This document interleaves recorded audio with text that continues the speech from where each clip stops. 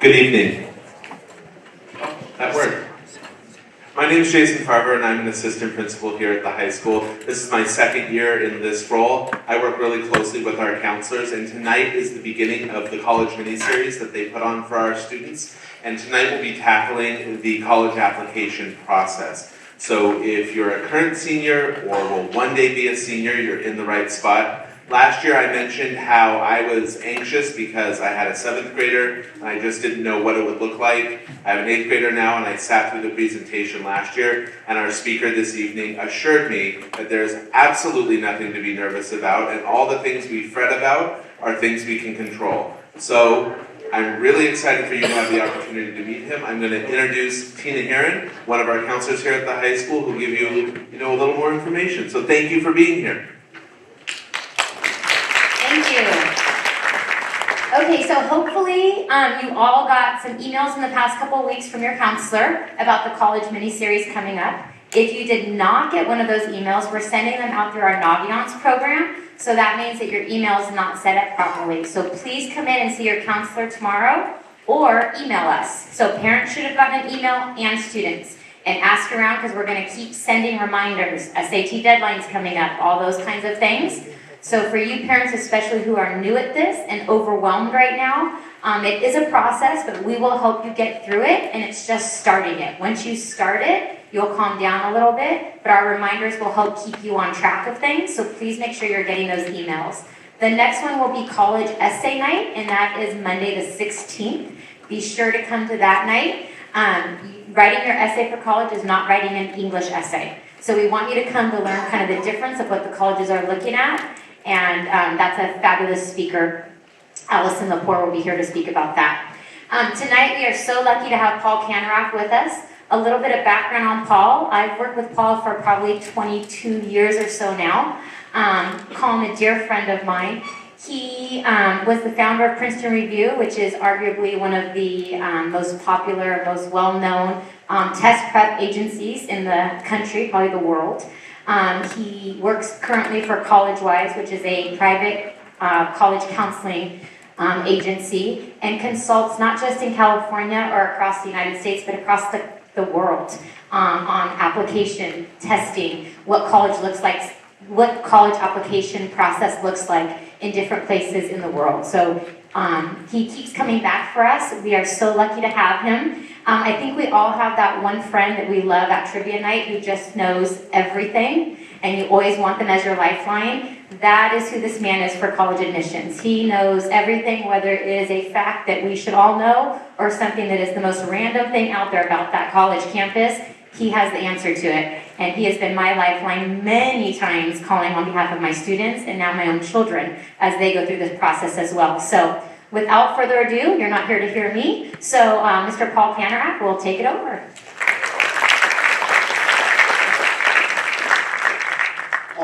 That was a delightful introduction, and also one that I find to be deeply ironic.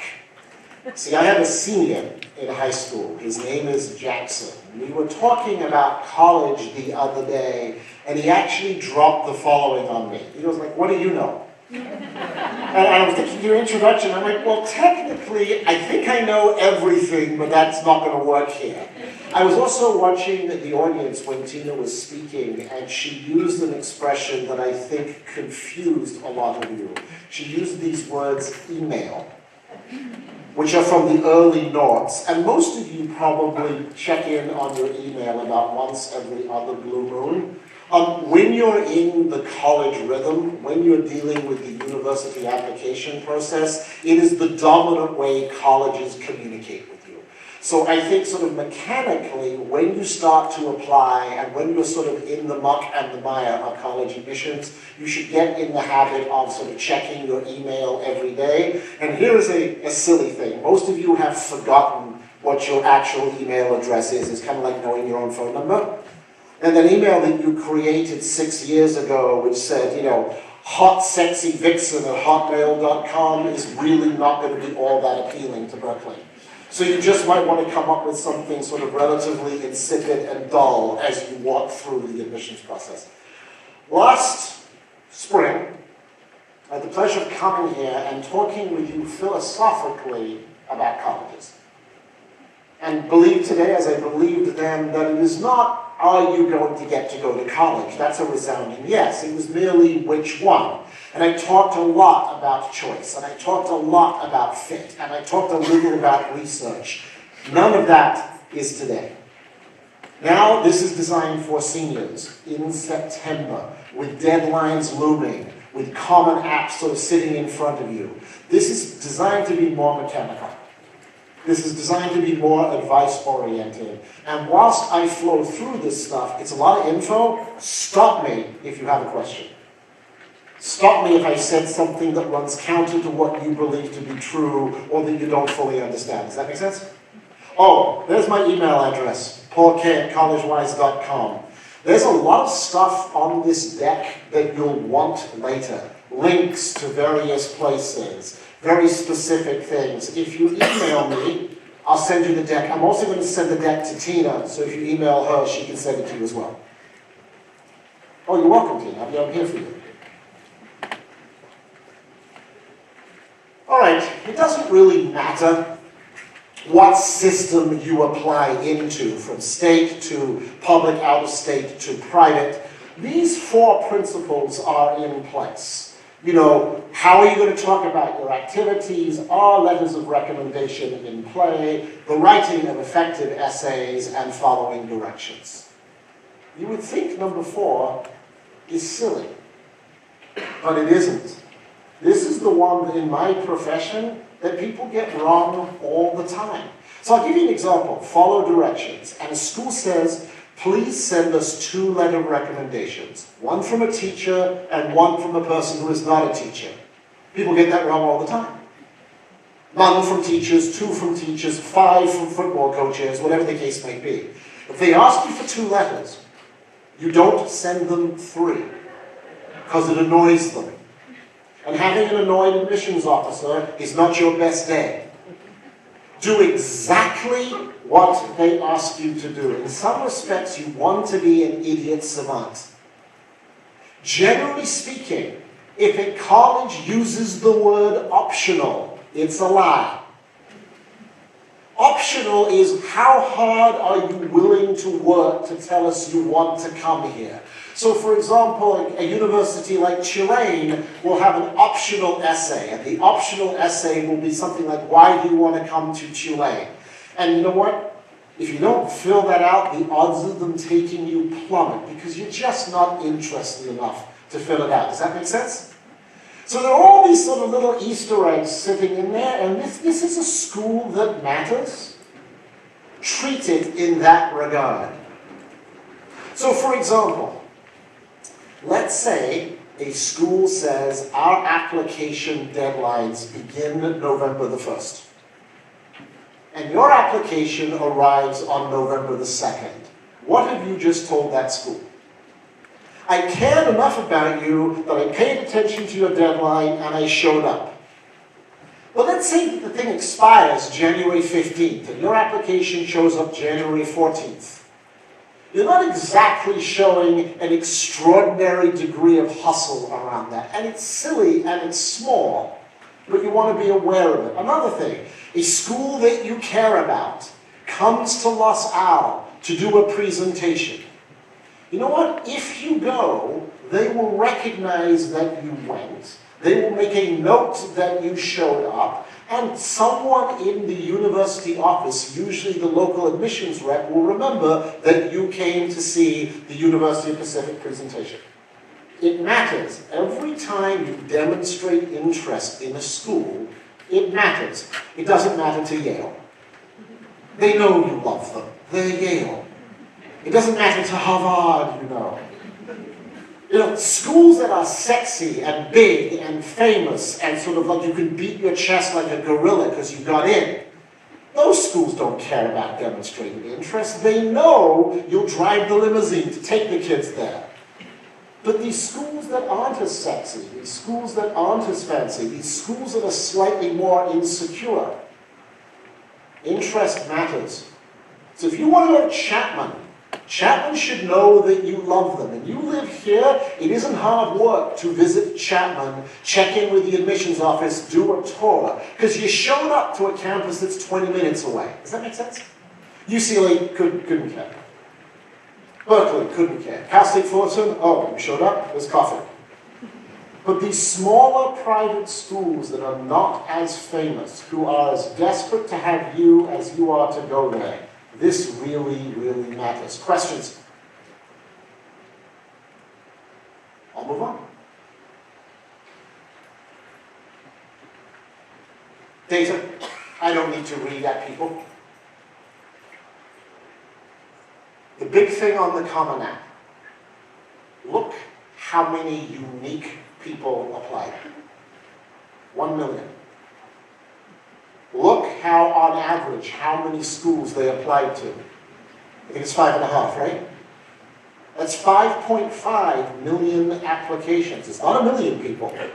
In the college universe, it's 5.5 million people. You are replicating like bad DNA. The average at Los Al is around 8. The average at Sage, which is an elite private school, is closer to 13. More and more students are applying to more and more colleges. By the way, as an advisor, I think that is a fool's game. I think you are well served by applying to 6 to 8 schools. I think the Rambo theory, which is sort of fire and hope to hit something, does not apply. There's no chance that increases if you apply to Harvard, Princeton, Stanford, and Yale. It just means you're far more likely to hear no 4 times. I don't mind if you want to apply to 1 of them, or 2 of them. You know, as I said beforehand, this is a place where I want you to get at least 1 rejection, because it means you tried hard enough. But Harvard, Princeton, Stanford, Yale, Berkeley, Cornell, that's not a list, that's a baton death march. Do not do that to yourself. That is painful and unpleasant and stressful. So, and you'll notice, about 1/3 of the people who are applying through Common App are the first generation to go to college. Why does this matter? That is a special group. First gen to college kids get a huge lift in the college application process. For one simple reason. Colleges and universities perceive themselves as institutions of social mobility. And so if they can grab a first generation to college kid and bring her through the ranks, that hits them in their core, in their mission. Guys, can you hear back there? You good? And the final thing, you know, there's a series of essays that they give you on the Common App. Colleges don't care which one you write about. You see the one that's least written about, a problem solved? Hardly anyone writes about that. So if you write about it, it's not that they go, oh, you're special. They don't care. Write about whatever the heck you want to write about. So there's no sort of special privilege assigned to any individual essay. Common App is dominant. Any questions? Oh, I can do one. Sometimes I get asked, if a school is on Common App, but they also have their own application, do they prefer one over the other? No. For them, it's exactly the same. 6 of one, half dozen of the other.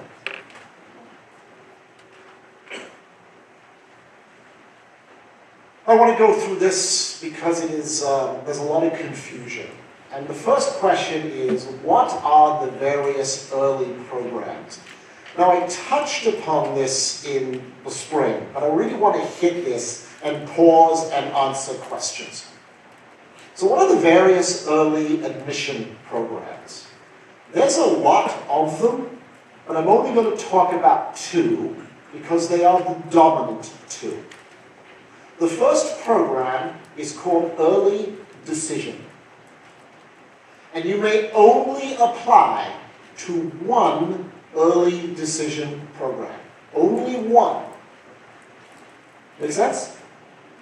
Generally speaking, you will apply between October 15th and November the 1st.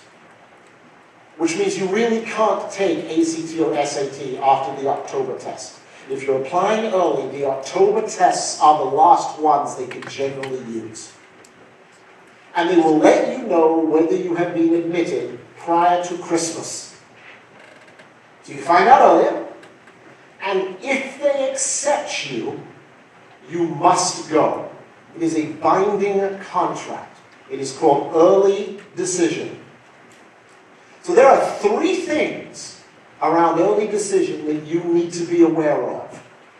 1, you absolutely have to know that this is the person you want to marry. Like, this isn't early decision, just applying randomly early decision is saying, I'm going to get married, I just don't know to who. Early decision means I know that I am going to be over the moon if this place says yes. I am all in. That's number 1. Number 2, the odds of getting money from the school are much lower because they've got you and they know how badly you want to attend. Now, there are exceptions to this. For example, the entire Ivy League school, the entire system, does not in any way penalize kids who are early decision. Duke doesn't penalize kids. Stanford doesn't penalize kids because they have more money than God. They don't really care, right? But outside of the 10 or 12 obvious schools, when you go early decision, you are limiting the amount of money they are likely to give you. Does that make sense? And the third point, when you go early decision, the admit rates are much higher. It is the group that is the most likely to be admitted because it is the ultimate form of demonstrated interest, and they know if they take you, you have to show up. I'll stop. Questions on early decision? The next, yes? Do all colleges offer early decision? Do all colleges offer early decision? No, they do not. It is very rare, sir, for a state school to offer early decision. And most colleges philosophically are not in favor of early decision because it's clearly in the university's interest and not the kids. Think about it. I mean, you're limiting the kids' choice, you're making them come to bat earlier, you're forcing a decision more quickly, and they're not getting as much money. So, I mean, and it also hugely is an advantage to wealthier families.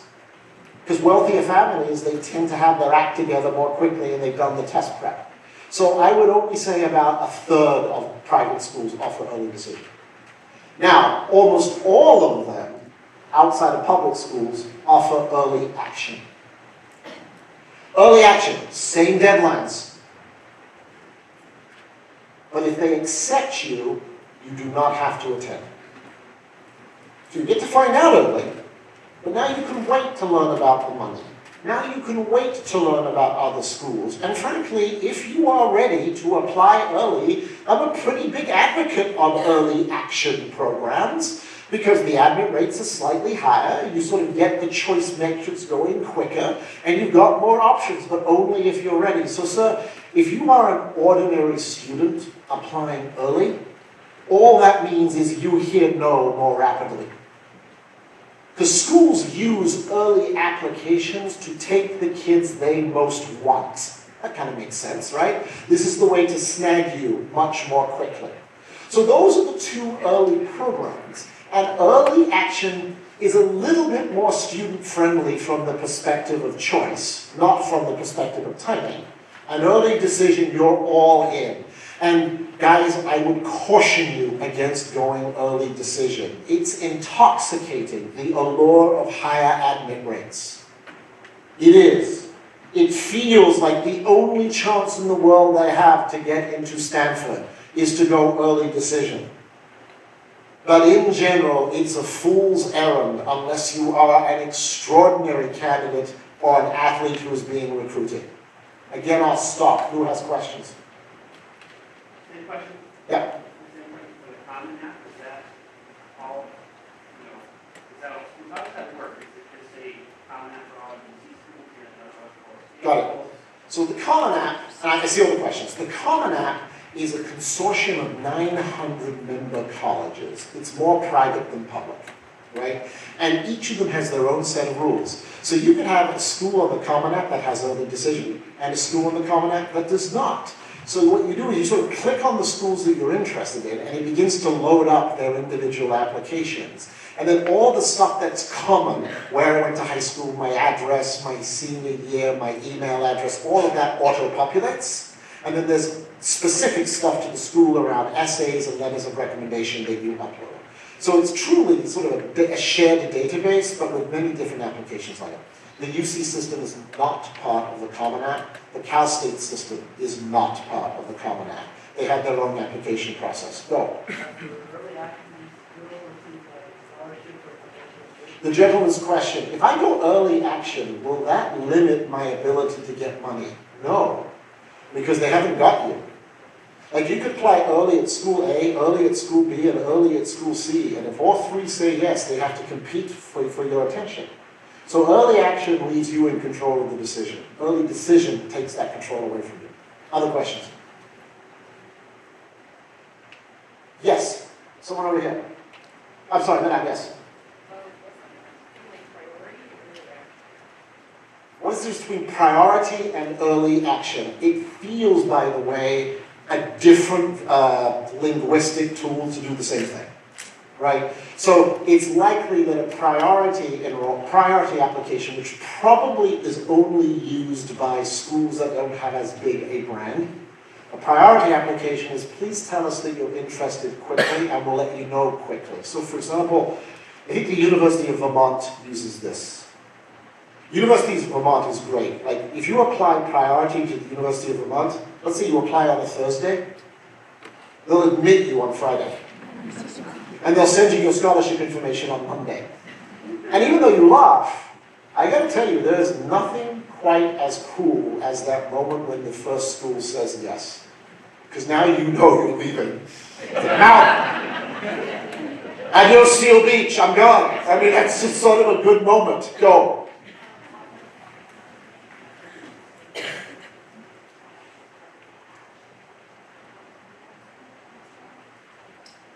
The question, if I decide I want to apply early action on the Common App, does that inherently populate to all of my schools? Or can I pick and choose the schools that I wish to go to early? It's the second one. You are in control. So you're like, I want to go early here, regular here, regular here, regular here, early here. You're in total control. It's one of the advantages of the Common App. Anything else? Yeah. Would I recommend early action? I would recommend early action in the following circumstance. You are a good candidate for that school. You have test scores that are very much in line with what that school wants, and you are ready and able to get the letters and the essays ready by the time of their deadline. Yes, absolutely, I would go early. Action. Early decision, this had better be the love of your life, and you better be able to afford it. Okay, that's the early decision. Go.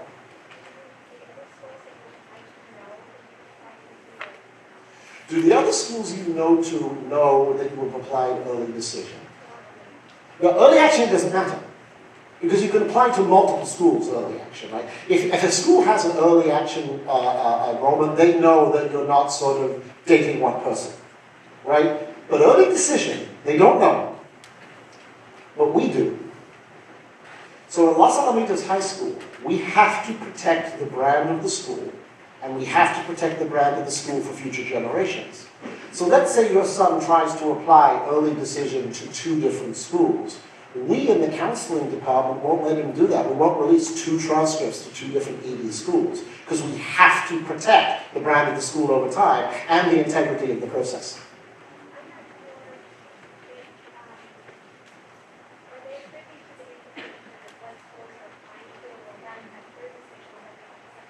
Are they privy to the information as to what schools you applied to, and is knowing that going to have an impact on your application? So the answer is no and no.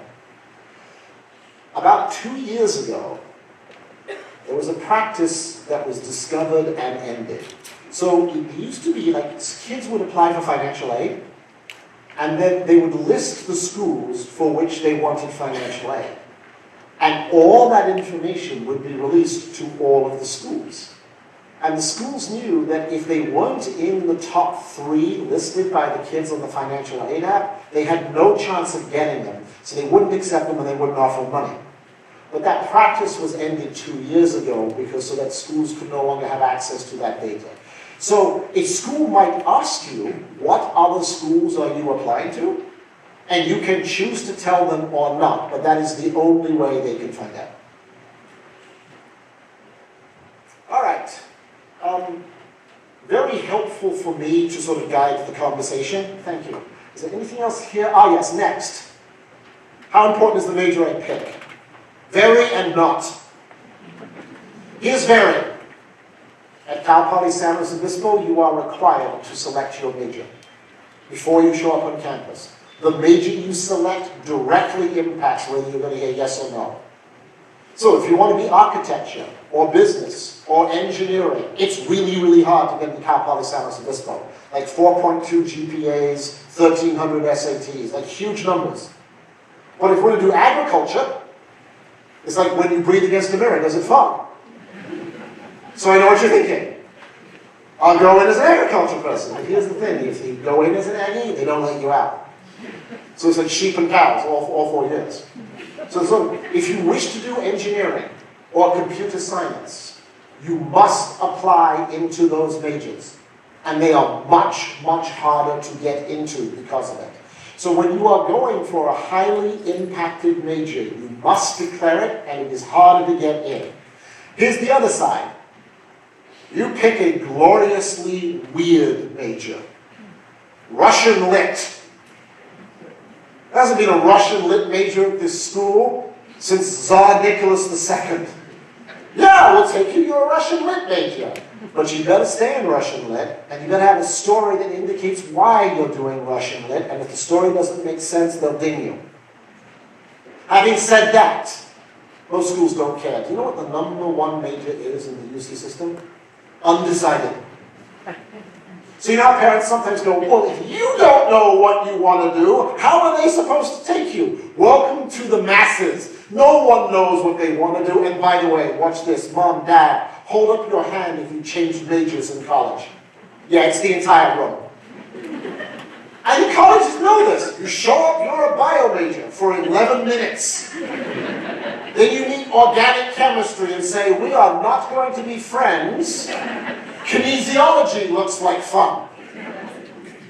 It's like, they know you're going to change majors, so in general, they don't care what your major is going to be, unless it is something that's very, very competitive to get into. Questions on that topic? Next. Community colleges. I may have told this story beforehand, but I'll repeat it. Your father went to Berkeley. Your mother went to Berkeley. Both of your sisters went to Berkeley. The damned cat is a Berkeley graduate. It's being inculcated into you that you will go to Berkeley. And you are a good student. You have a 3.7 GPA, which is terrific. You have good test scores. You have a 28 on the ACT, which is really, really strong. Berkeley's going to lot for you. Because to get in there, it's a 4.24 GPA, about 19 semesters worth of AP and honors classes, and an average 32 or 1360 on the SAT. Because Berkeley is one of the most competitive schools in the country. So now you have a choice. You've gone through the application process. You look at what's in front of you, and you've got some good offers. Arizona wants you. Washington wants you. Irvine wants you. You go, no, I want Berkeley. Damn it. You go to Golden West for 2 years. You take the right courses. You will get into Berkeley guaranteed as a junior with like a 3.5 GPA, no SAT scores required. And when you graduate from Berkeley, the diploma does not say, but the loser went to Golden West for 2 years. Go ahead. So that's one of the ways to view community colleges, is to sort of get a desired outcome. Here's what I don't want anyone here to do. And given that you've chosen to come here, it is unlikely that you will follow this path. Every person in this room should apply to several four-year colleges. Everyone. You should see who says yes. You should see where says yes. You should see how much money they offer you. You should provide yourself with choice.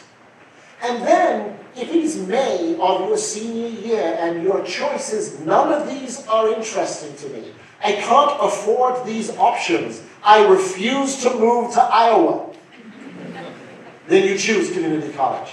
And anytime you make the choice around community college, it is a powerful moment with a much higher likelihood of you getting through the community college system. It should never be the booby prize that accompanies bad planning. That is the path to perdition. I'm a huge advocate of community colleges. I went to Mount SAC for 2 years. I think it's a brilliant, brilliant system. But it's part of a system and a process. Questions, comments, disagreements, go. Oh, I'm rolling. Go, yes. Is it helpful the quarter or semester you apply? Is it helpful the quarter or semester you apply? A little bit, sir. If you apply in the spring semester, your odds of getting in might be slightly higher. It's just a rarity. But you did bring up something I hadn't thought about.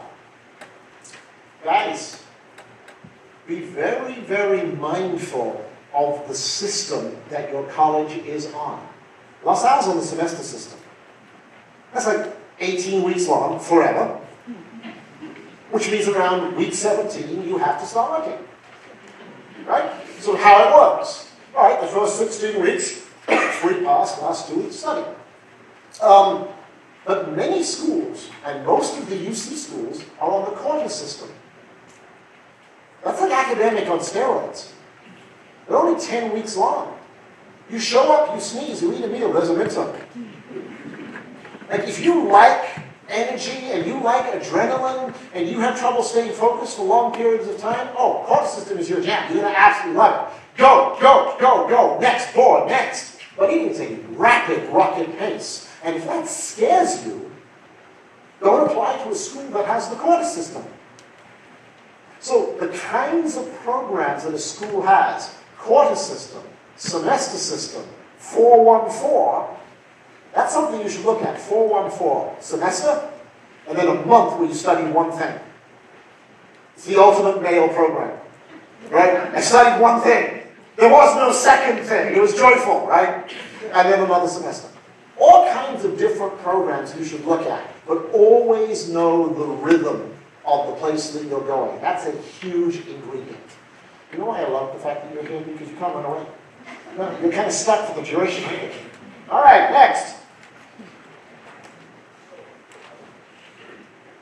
This is nomenclature that's used a lot. Reach, target, safety. I hate it. Because I don't know a single person who woke up one day and said, hey, today was a good day, I got into my safety school. So I would recommend that you sort of ignore that process and think of it in terms of probability. There are schools that are likely to accept you. There are schools that will probably accept you. Then there are schools that are unlikely to accept you. Likely, possibly, probably, unlikely. I would recommend you apply to those in a 1-to-1 ratio. 1 likely, 2 possibles, 1 unlikely. That's a good balance. That means you've got to get rid of ego. This is not a wish thing. This is not a want thing. This is a smart thing. So if you're applying to 8 schools, 2 unlikely, 4 probable possibles, 2 likely. That's the correct ratio.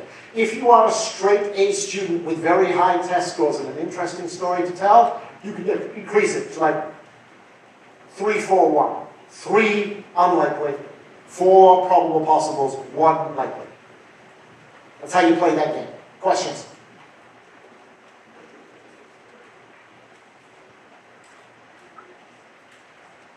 What's an interesting story? Oh, yes. Thank you, Mike. An interesting story is that there is something that has happened in your life that is a tale you tell well. So it doesn't have to be something momentous. It has to be something that gives me true insight into the person who you are that is interesting and compelling to me. So I've read great stories, and the stories come through in the essays. I've read great stories about being a substitute on a soccer team, about fixing a car that never worked, about losing every single election she ever participated in, to making lunch. I've also read amazing stories about trips all over the world, community service, athletic events, pain and suffering, all kinds of interesting stories. The key, sir, is to tell it well. That's an interesting story. Over there. Go. Are applicants from higher performing schools penalized versus lower performing schools? Like, is there a quota from certain? The question is, are applicants from higher performing schools penalized versus lower performing schools? I'm going to answer your question, but before I do, if you were running a university, what would you want?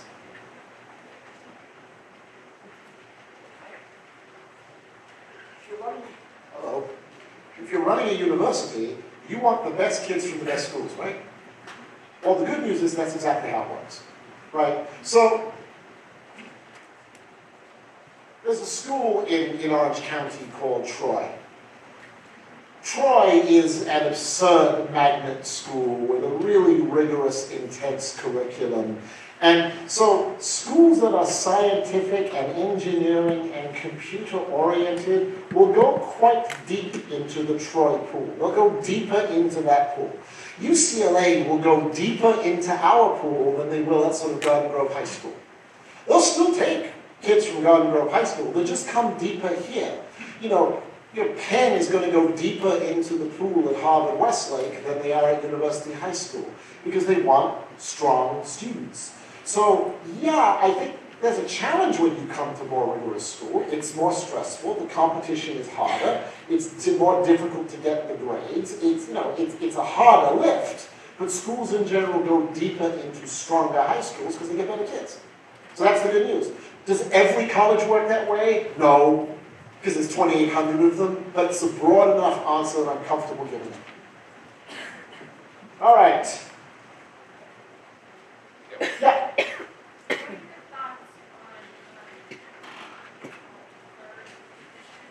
Thank you. When you apply early, there are one of three outcomes. Two of them are good, in a weird way. Yes, that's good. In a weird way, so is no. The pain is gone. The Band-Aid's ripped off. You don't have to stress. Deferred is the painful one. We can't decide. Imagine if your prom date did this. I'll consider you later, the night before. Good luck with that. So technically, deferred is you're a strong candidate, not good enough for us to take early, but we will move you into the regular application pool and reconsider you. And there's a very specific protocol that you follow when you are deferred. They tell you exactly what you are to do, and they track to see how closely you follow their directions. And if you're the person who then starts to bombard them with extra junk, you're out because you didn't pay attention. You got to follow up. Does that, I want to make sure that I ask the right question. Is that, I'm referring to the internship and That is a different term. Sorry.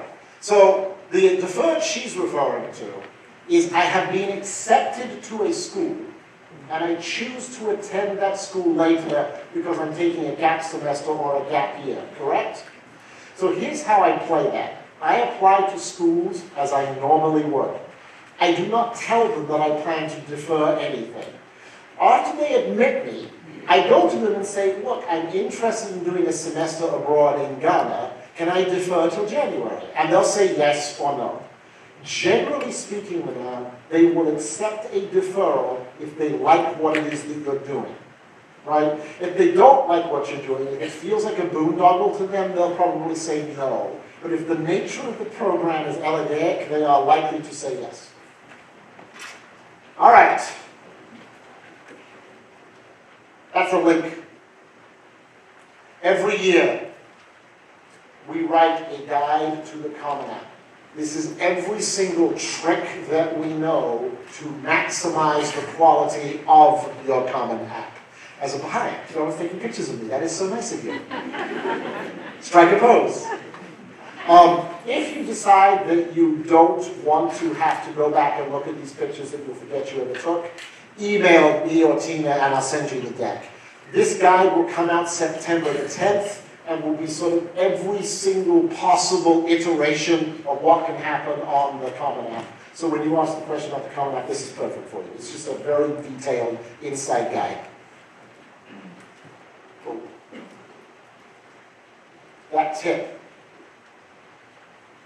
When you're using the Common App, pick your major early, even if it's undecided. If you don't, and you pick your major later, all of the screens change. And you've got to go back and start over, and you waste a lot of time. So very early in the process, let them know the majors you're considering, and the Common App adapts and feeds you sort of the information you need, and you get more efficient. To harken back to something I said earlier, really my intent today, whilst weaving in some of the CollegeWise philosophy, is to really focus on the mechanics and the way the application pieces go. And so I want to sort of repeat, if I say something that runs counter to what you believe to be true or doesn't make sense, please interrupt me. I'm happy to answer questions. Go. Can you pick more than one major? Sometimes they say yes, sometimes they say no. In general, my recommendation would be just pick one, because you're going to change it anyway. In the back, who I have summarily ignored. Anyone have a question back there? We're good. On the back. You're up. When you mentioned that certain schools will pick from a pool that they're familiar with, so if we're applying out of state, for example, you mentioned UPenn will pick out of Harvard, Westlake, do they, like how familiar are they with like out of state schools? All right, this is a very sophisticated question. And the question is, what is the level of familiarity out of state with us, basically? So, it is an inexact answer. I'm going to do my best. And the answer here is, it depends. Ready? Every private school has an admissions rep for a territory. So, Penn has an Orange County rep. The Orange County rep, she knows every single school in Orange County and can talk about the school and has a pecking order for what the schools are and really understands the school. And her job is to represent Orange County students at the committee level. So they don't go into a general reading. The Orange County rep at Penn gets up in front of the admissions committee and says, here are all my Orange County candidates that I read, and here are my top 5 and why. That's how it works at sort of the super competitive schools. Now, when you go out of state public, they don't have admissions reps. So there, we attach a school profile. And the school profile tells people, this is what we offer. This is how many APs we have. These are our various awards. This is what it takes to graduate. Here's the average SAT score from our school. Here may be our socioeconomic information. So they base their decision on the school profile that we send. And we spend a lot of time, work, energy, and occasionally money on outside consultants to make sure that our school profile represents us very, very well with that audience.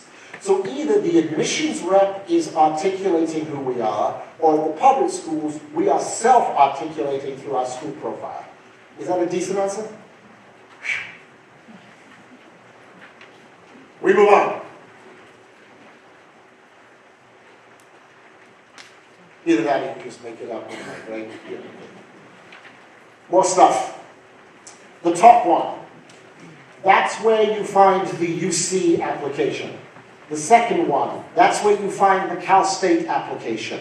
The third one, that's where you find the link to Common App. And the fourth one is a new application called Coalition, which, unless you're sort of applying to Maryland, Florida, or the University of Washington, doesn't need to be part of your life. But those are just the links that are now live that you can log on to and play with. All right, next, for this audience, I want to talk about the UC and CSU, and I'm going to do it fairly quickly. I have a goal here. My goal here is to teach you things that you did not know, and ideally, to move you off preconceived notions that inherently you're going to go to a UC or a Cal State.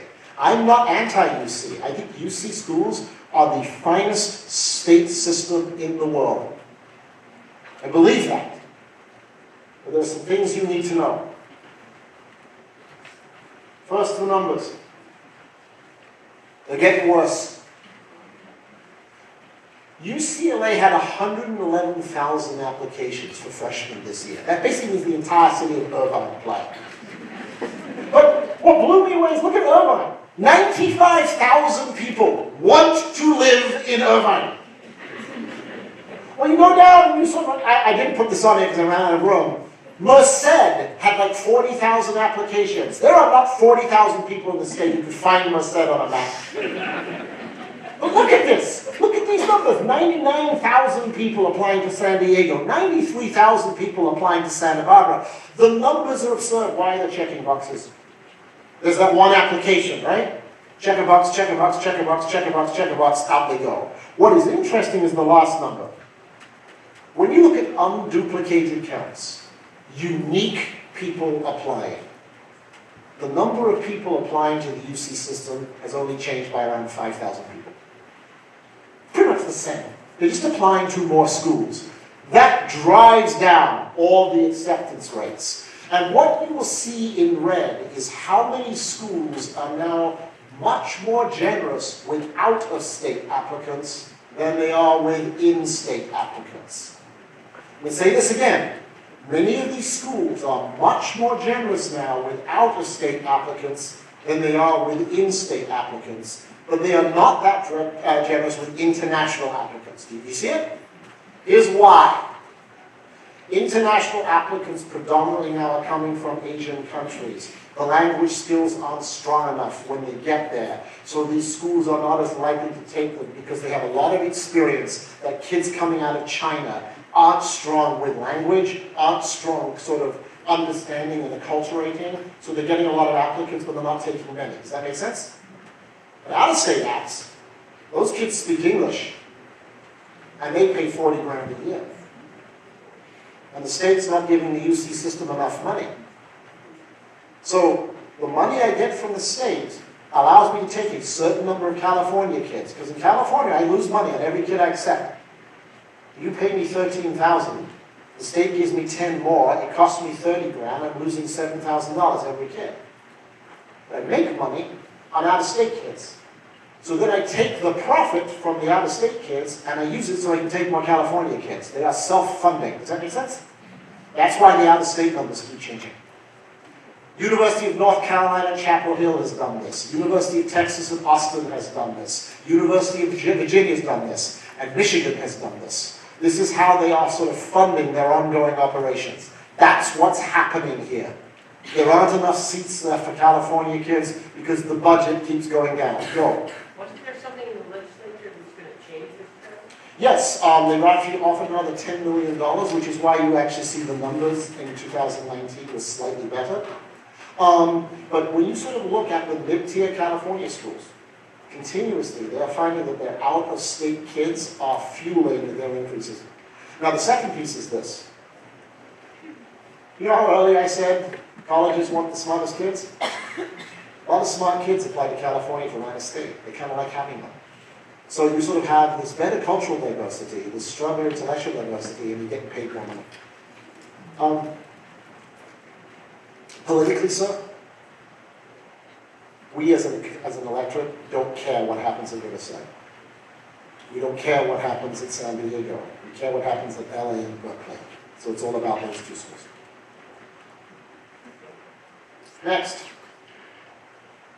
I don't need to read this at you, but these are the people who are successful at UC schools.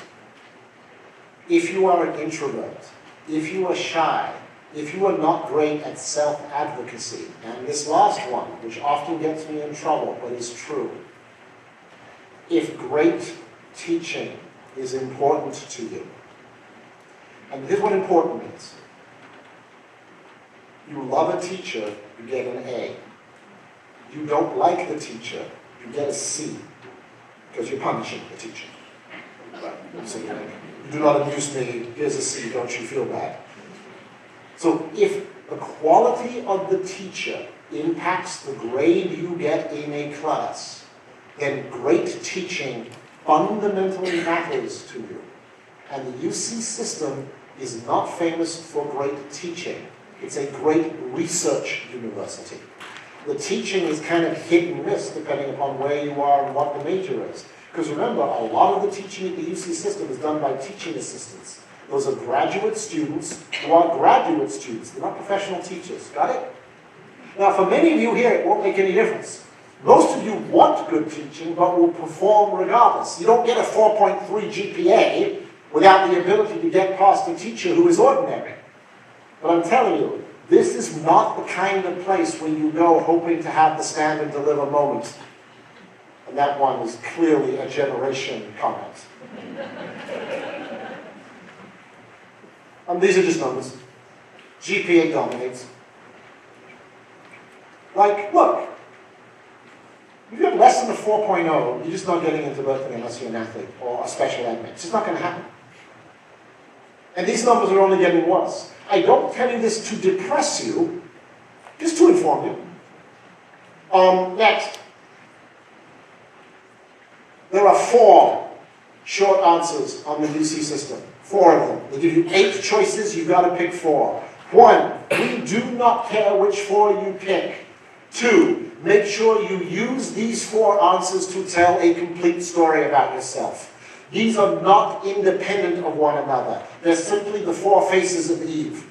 Find the thing you want to talk about. Talk about it. Then talk about it from a different perspective. Then talk about it from a different perspective. Complete this 360-degree view of your awesomeness. That's what you do with these essays.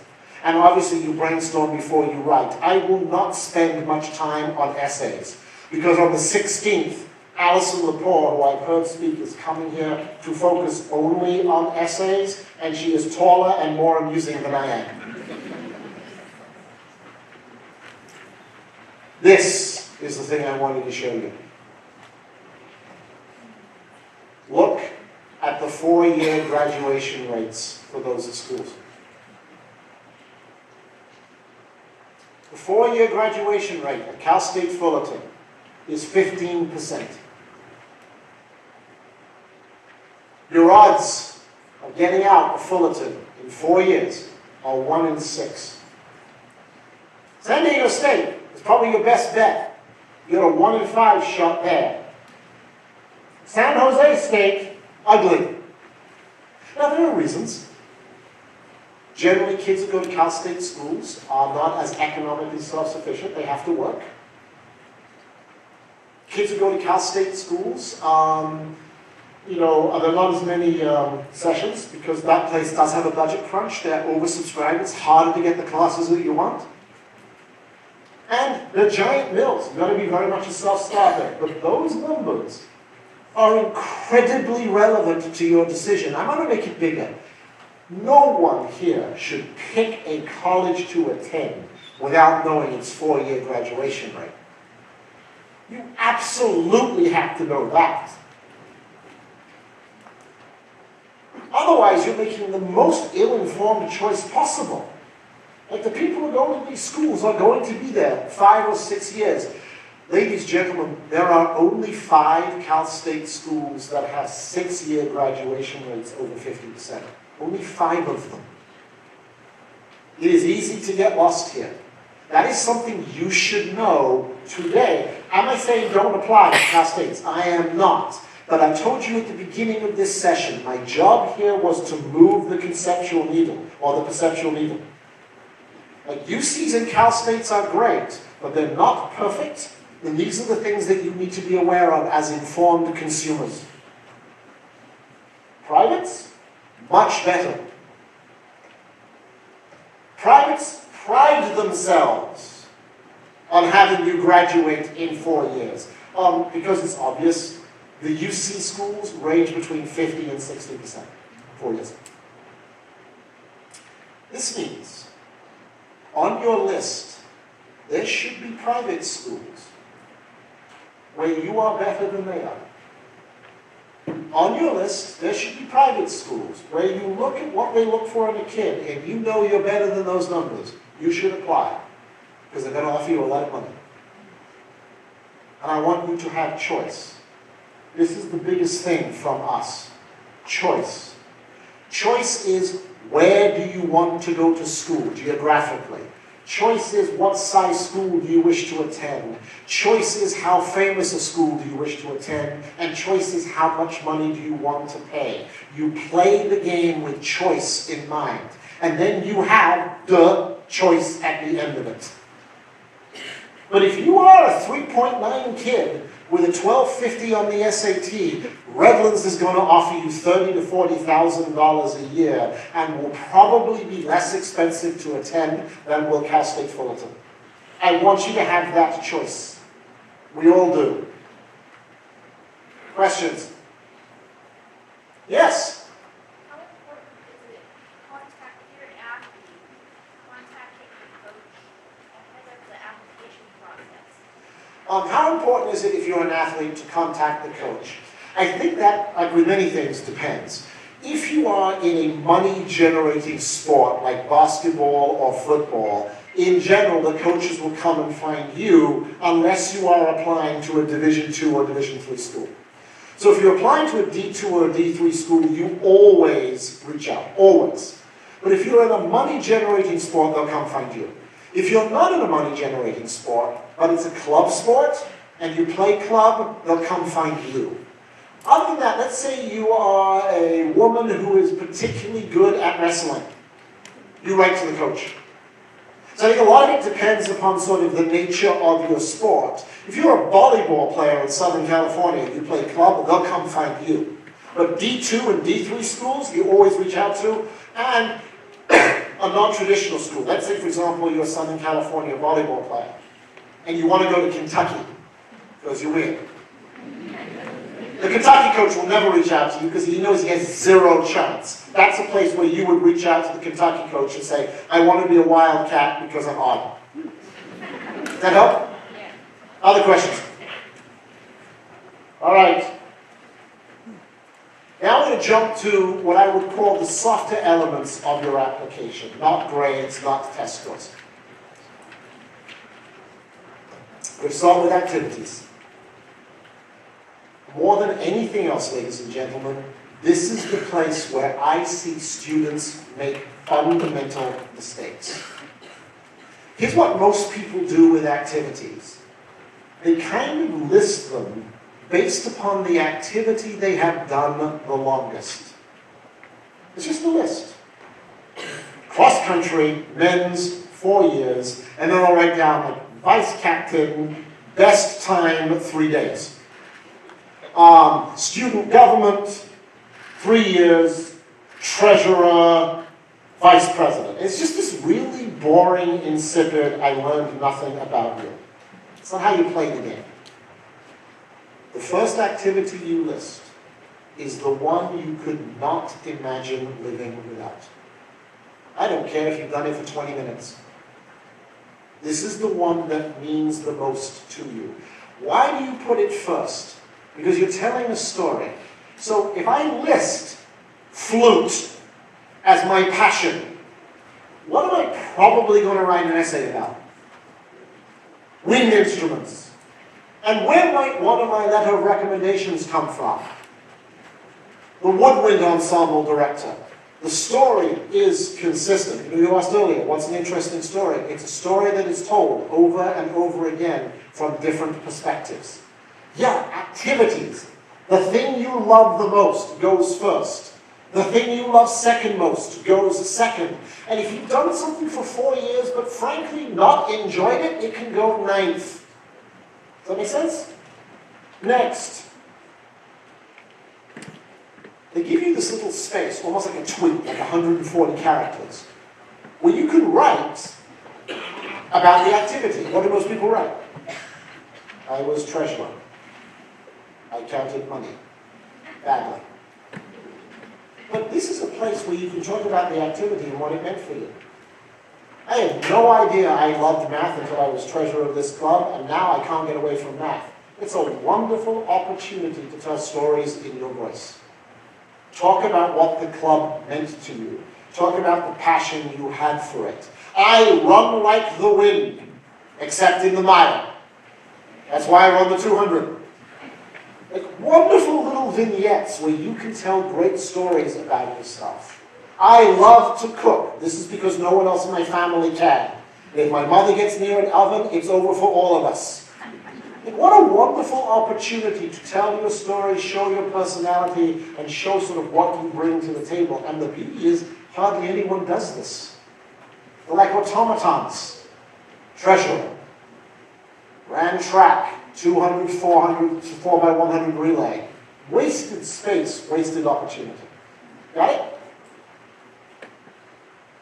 Next. LOR stands for letter of recommendation. Okay, so you can see from the bullet point, as the person reading your application, and think about that, not a computer, not a robot, a person reading your application, and I mentioned this before, but I'll iterate it again. That person is likely to be a woman who is 24 years old. That is your reader. You're kind of writing to yourself 7 years from now. That's what you're doing. And she went to the school that you're applying to and wants to pick the next roommate. That's who you're writing to. You're not writing to me. I'm old. Almost like dead. Right? You're writing to a 24-year-old you. I already know all of these things. All of them.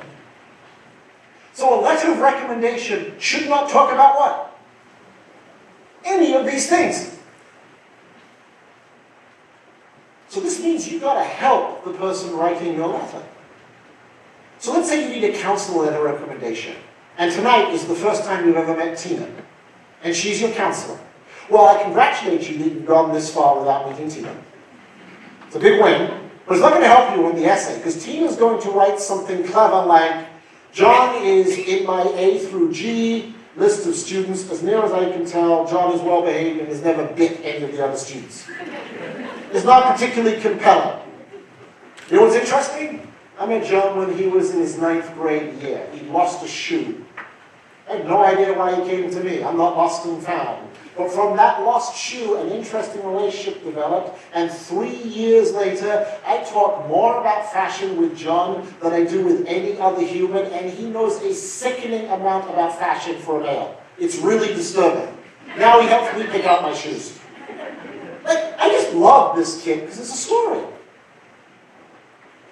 You go to your math teacher, you tell her, you ask her, this is what I would love you to talk about. These are the things that matter to me. This is what you gave me in your classroom. No math teacher is offended by your offering to help and saying, these were the 3 moments in time that really mattered to me. My son, oddly, is going to go to his graphic arts teacher, a class he calls the dark arts. And a year ago, my son, because he hates me, got a nose ring. And the entire letter of recommendation that Mr. Vitz is going to write is about his overwhelming desire to take pliers and remove Jackson's nose ring. And all I know is that the person reading that letter of recommendation is going to say, this is a teacher who has an evolved and advanced relationship with an interesting student. Story time. Great letters of recommendation are great stories. They tell me about who you are, not what you did. Does that make sense? And you can help teachers. A teacher is never offended if you say, Mr. Jameson, please, these are the gifts that you gave me. And I love the fact that you're also my track coach. Please write about how I have always been the slowest kid, but who sweats the most. Like that. Find hooks for people to talk about. And yes, you can see I come up with exercises in absurdism. But what I'm really looking for are interesting stories about interesting people. The fact that you sweat a lot isn't exactly an accomplishment. It shows that there's nuance and attention being paid to you. I told this story all over the world for a quarter of a century. The Los Alamitos letter of recommendation story. It still brings me chills, and some of you have heard it before. I think it was 10 years ago this happened. 10 years ago, a kid wanted to apply to Harvard. He went to the custodian here, and he said, would you write me my letter of recommendation to Harvard? They knew each other. And the custodian wrote one line. I have cleaned classrooms at Los Alamitos High School for 22 years. And John is the only student to ever ask me the names of my children. Clear. And you learned everything you needed to learn about that kid in that moment in one sentence. And then I always follow it up saying, I did not just tell you if you want to go to Harvard, have the janitor write the letter of recommendation. That's really not the story. But that happened here on this campus, and I've carried that tale with me all over this planet because it is so exquisitely powerful that that moment occurred here, and that wisdom was on display here. Pick people who know you, who can tell a great story about you, and help them tell that story.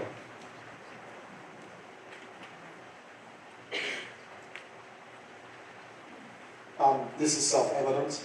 I have a rule. I don't feel the need to read slides at you. This is a skill you probably developed yourself. But these are good things to look at for letter of recommendations, and they sort of speak to what I already said. These are things you don't have to worry about. There's two up here that matter. Don't pick your 9th grade teacher. She doesn't know you well anymore. Even if she loved you, she's had 9,261 students since you. And don't worry about whether the teacher is popular, or as I like to say, writes good. I'm an omissions guy. I'm amazed when a physics teacher can string an entire sentence together. That's an act of the divine. I don't care. Because when a teacher likes a student, when a coach likes an athlete, when an extracurricular faculty advisor takes joy in the presence of a student, it always sings in the letter. Always. Even if the grammar is an atrocity and the spelling is worse, it still sings. I am not looking for tour de forces. I am not looking for Melba's latest work. I don't care. I want to know the kid. And the ones who know you best are the ones who write the best letters. Have no fear about going to your math teacher and saying, can you please try and scribble something together that makes me look good, and here are the 3 things I'd like you to mention. Do you have it? Also, most people go to a teacher and say, will you write me a letter of recommendation? That is the wrong question. The correct question is, would you be comfortable writing me a great letter of recommendation? Because then you will get an honest answer. I don't remember you. Or, sometimes, no. I'm not comfortable writing you a great letter of recommendation. That gives the opportunity to pick someone else. But you'll normally hear yes, and you'll normally hear help me. And then you give them the form, and you give them 2 or 3 things you'd love them to write about. No teacher is offended by that. Letters of recommendation are what do other people think about you from an adult perspective that adds to your story. Letters of rec are not part of the UC application process. They are not part of most state schools. They are a large part of private school admissions. Questions? You're hanging in there well. It's my first big yawn. Well done. Yeah, don't write about any of these. Just please don't. It doesn't matter if they're good. So I'm going to sort of tell you a story from my Princeton review years. And my guess, by the way, again, we've got about 10 minutes left. Let me tell you a story from my Princeton review years. One of my jobs was to hire the teachers. And I believe that the essence of teaching, especially something as banal as the SAT, isn't how well do you know the material. It's how well can you convey it. Do you have the gift? Can you take what's in your brain and give it to students? So for me, whenever I hired teachers, it was an audition. And you had to come and teach me something. And over the years, there were 2 things that if you taught me, there was no way I was going to hire you because I was so sick and tired of the topics. You could be genius. It wasn't going to resonate. One was how to play tennis.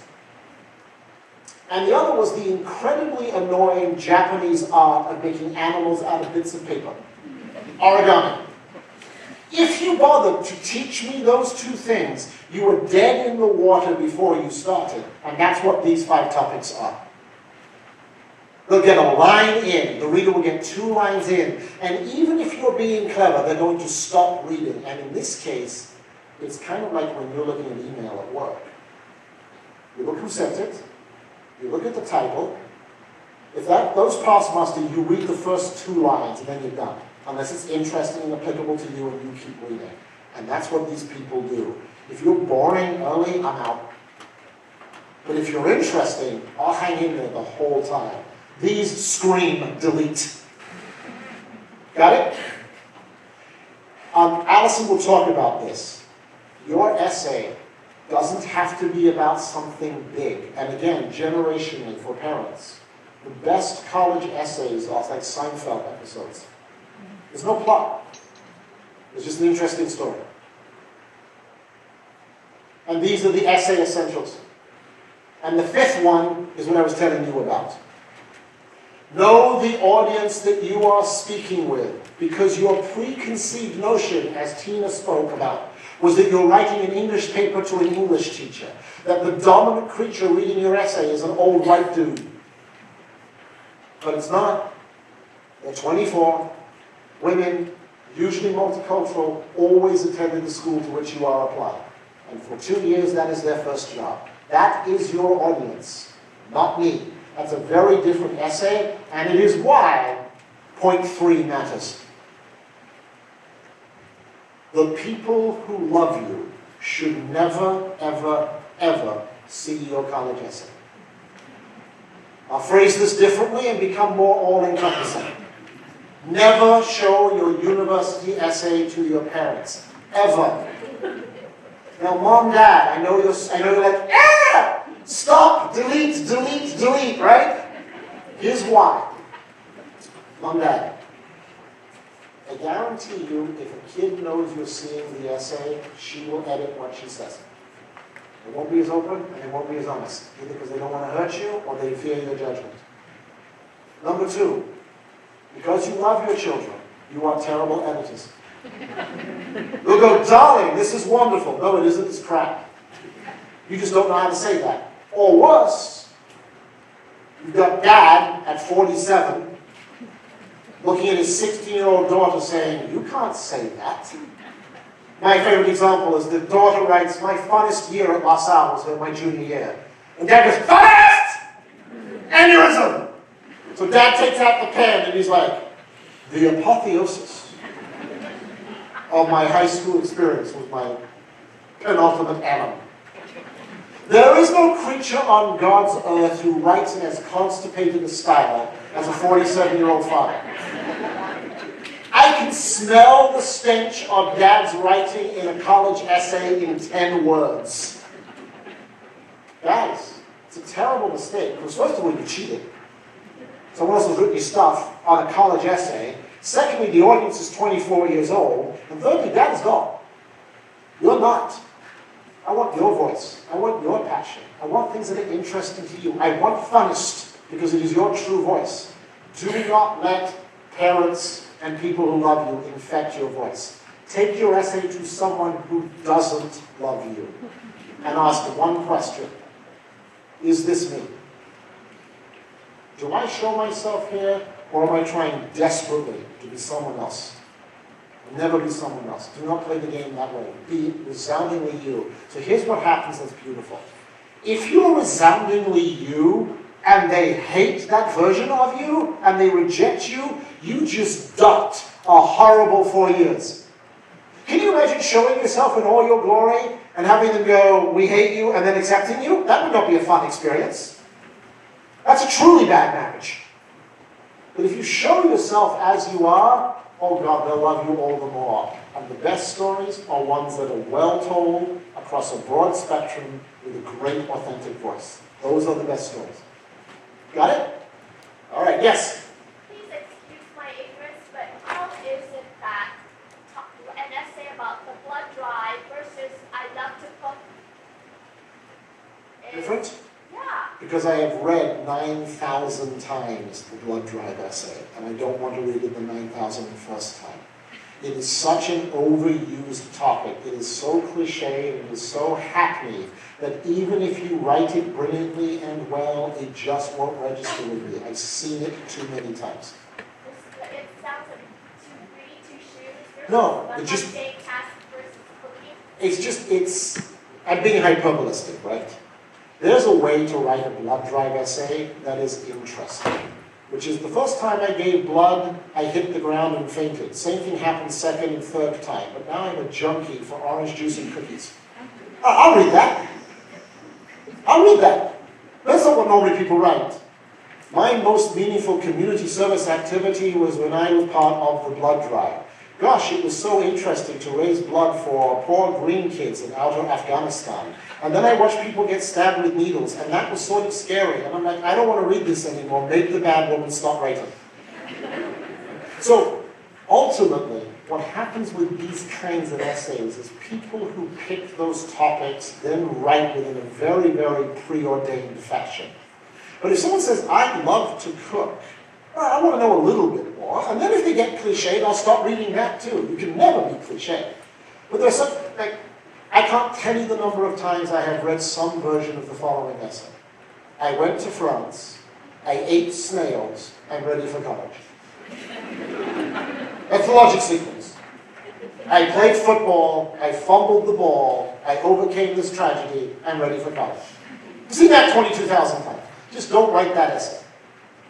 And Alison will speak a lot more to that with much more detail on the 16th, and she'll dive deeper. That's an hour unto itself. And that was not an ignorant question at all. PPY. More than anything else that I have seen in the last 10 years in college admissions, this is a game changer. It is a game changer that none of you seem to understand. You now have the ability, ladies and gentlemen, to know how much your college will be before you apply to it. Gone are the days of wild emotional manipulation, that you didn't know that USC was going to be $1 billion, and then they accepted your perfect, precious child, and he looked or she looked at you with those giant eyes and says, Daddy, please send me to the gates of Troy and bankrupt yourself in the process, and you adopt me? Sure, go. What's the team go? 8-4 again. Hey, it's better than my alma mater, UCLA, which is 3-9. So, now you can plug in the stuff. Now you can go to the school's website and use their net price calculator. You can plug in information and they will tell you, this is how much it will cost to send your kid here. Why wouldn't you want to know that before you go through the agony of not being able to afford the place that says yes to your kid? At least know. And they'll often tell you how much financial aid they'll give you based upon need, and even how much merit aid they'll give you based upon academics. It's all there. They don't hide it anymore. You've just got to go and look. And you know how I've said consistently, Mom and Dad, stay away from this? This is the place where I go, Mom, Dad, run towards this. Know how much this stuff is going to cost before you send off an application to Chapman, and they told you, if we take your kid, it's going to cost you $60 grand a year. If you don't have the $60 grand a year, don't apply to Chapman. Unless you want to mortgage your soul. That's what PPY does for you. It gives you this information. That's what net price calculators do for you. It gives you the information. It is law that every college website must have a net price calculator on it. You go to any college website, you type in the search, net price calculator, it'll take you there. You plug in the data, it will tell you how much that school will cost you. It's wonderful. Use it. Questions? Go. When colleges are looking at candidates, what's most important? Are they looking at sort of schedule, grades, Ladies' question. test scores? When colleges are looking at candidates, what do they look at? Now you realize you're asking me a question for 2,800 colleges, so I'm going to be general. The very first thing I look at is your academic quality. I am a school. So the most important thing is academic quality. And the second thing I will look at is, what are you bringing to my ecosystem? Now sometimes the second thing will trump the first thing, like a good athlete. Okay, you're a star quarterback, you bring that to my ecosystem, thus I don't care about your test scores. But if you're talking broadly, the number one thing they look at is your academic quality. Now, the more competitive the school, I didn't say better, but the more competitive the school, the ranking goes as follows. 1, strength of schedule. 2, GPA. 3, academic curiosity. 4, test scores. Strength of schedule, GPA, academic curiosity, test scores. I'll anticipate the obvious. What is academic curiosity? It is when you choose to learn when I don't make you learn. Academic curiosity is a kid who takes photography. Not to school, just wants to do it. Academic curiosity is a kid who loves to cook. Academic curiosity is a kid who loves to do scuba. Do you show a love of learning? Here's what academic curiosity is not. 0 period physics. That's like the world's worst detention. Going to summer school to take health so you can accelerate into trigonometry. That's manipulation. Academic curiosity is when you really choose to learn when I don't require you to do so. Less competitive schools, madame, and these are schools that have admit rates of about 40 to 60%, GPA test scores. The number one thing to get money from a school, test scores. I wish it was not true, but it is. It's 4th for admissions, it's number 1 to get money, test scores. Go. What did you say number 1, strength schedule? Yeah, number 1 for highly competitive schools is the strength of your academic schedule. What that means is when I look at the classes that you took, how strong were they? So I'll take a school system that I know quite well. Let's say that you have a school that offers international baccalaureate. So at international baccalaureate, there are 3 levels. There's full diploma, there's certificate, and there's sort of AP. Now they're all 3 really good levels, right? When I look at strength of schedule, I look at the full diploma first. That's the strongest schedule a kid can take. At Los Al, it might be a kid who was accelerated in math and science. It might be a kid who's accelerated in English and history. It might be a kid who's accelerated in everything. That's strength of schedule. What else do I have? Oh, the last thing? That's a good guide. We come out with it every year. It gives you the full look at how money works in the college admissions process. Private schools, ladies and gentlemen, their price points are make-believe. They say their school is $70,000 so that when they give you a scholarship, you are even more excited about the idea of going there. It is a very, very clever tool that makes me feel good. It makes college cost less. I strongly recommend, if you want to chase money, you look at schools and their average test scores and GPAs. You look at your test score and GPA, and if your test scores are 100 points higher than their posted average, they will offer you a lot of money. This is how it works. Not at Harvard. They don't need to. Questions? All right.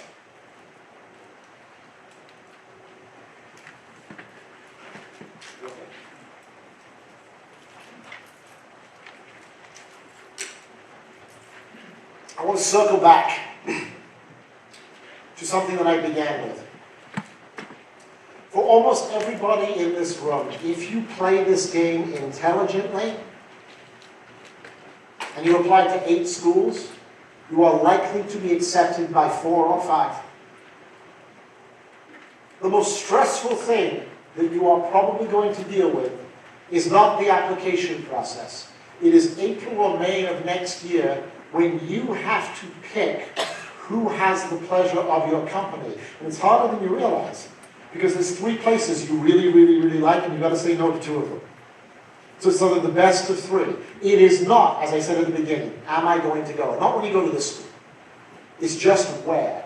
And the more you spread your wings, and the more you search for these schools, and the more you do basic data analysis, like what system do they use, quarter or semester? What's their graduation rate? What's the average temperature? What kind of environment am I going to be in, rural or city? The more you do that, the easier this game becomes and the more you're going to enjoy it. You hung in there exceptionally well for 75, 80 minutes. I will hang around to answer any questions that you have. Other than that, go away and thank you for having me.